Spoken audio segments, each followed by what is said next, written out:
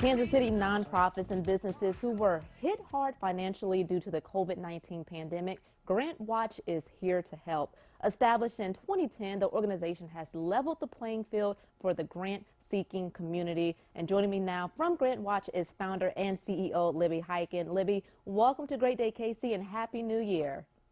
Thank you. Happy New Year to all your listeners as well. Thank you so much. What inspired you to start GrantWatch?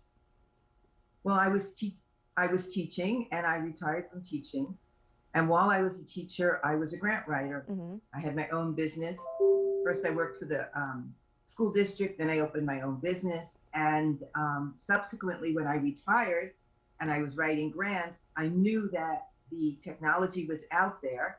I had been a magnet school teacher for careers in computers and entrepreneurship. So I knew about technology. And I just started because all my clients wanted to know, Libby, what grants are out there? And I spent so much time just sending this out that I created the website.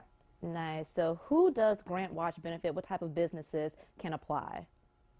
Well, we list grants that are for nonprofits, small businesses, and individuals. Okay.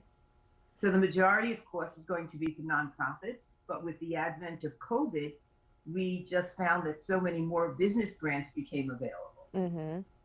What are some of the 60 industries that you have grant opportunity listings for? Well, it's more than just industries. We call them categories because they encompass a lot. So we start at the bottom. You have workforce and women and veterans, and we go all the way up to faith-based education, all levels of education, preschool, elementary, secondary, institutes for higher education, mental health, health and medical, capital funding, BIPOC, social justice, arts and culture, aging and seniors. There's 60 of them, all listed right on the right side of the website.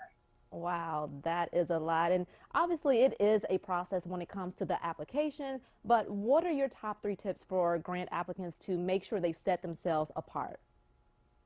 Well, always check the eligibility, because if you're not eligible, don't bother applying. That would be a total waste. And then you have to follow directions very, very carefully. And writing a grant is something like when we wrote essays in high school. We would take the question and repeat it in the answer, make sure we hit all the bullet points. That's very important. Everything is like simple as the font size sometimes is required, and you need to pay attention to that. And then I have something called PMF, which is my mnemonic for passion, maps, and folders. So if you remember that and you let your passion jump off the page, that's going to set you apart right away. Yeah. And then you have maps. You want to design your program. What are the needs? What are the goals? What are the objectives? What activities will you perform to meet those objectives? How will you evaluate those objectives? And everything all along the way needs to go in your budget. Nice. And then we have sustainability. What happens when the money runs out? The funding source wants to know, how will you continue the program? Because they don't want it to just die out when the funding ends, right? And then, is it replicable? Can somebody in another state, another city, copy what you're doing, which is what we want? You create a program that works. We want that program to be used again and again and again, because you have the data, you've evaluated.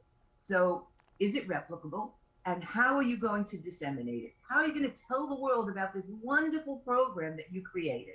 So all these things will make you stand out. And then PMF, passion, maps, folders. So how do you get ready? Every time your nonprofit or business, or you as an individual artist, let's say, has been written about, put that in a folder. All the needs. If your school district has statistics, put that in the folder. If you're dealing with health, whatever statistics for the community, your target audience, put it in the folder. And it's a hard copy and it's online. So you have everything, your licenses, not your driving license unless you're doing a transportation company, but your licenses for running the program. If it's a preschool, you have a license that you need, right? Your building plans, that's important also, because if I go back to the preschool environment, They want to know there's a certain amount of footage, square footage per child, right? So you want everything in those folders so you're really ready. And the fact that you can include articles written about your organization, that really says a lot for you. Well, thank you, Libby, so much for all of these tips and just getting those small businesses and nonprofits prepared to apply for those grants.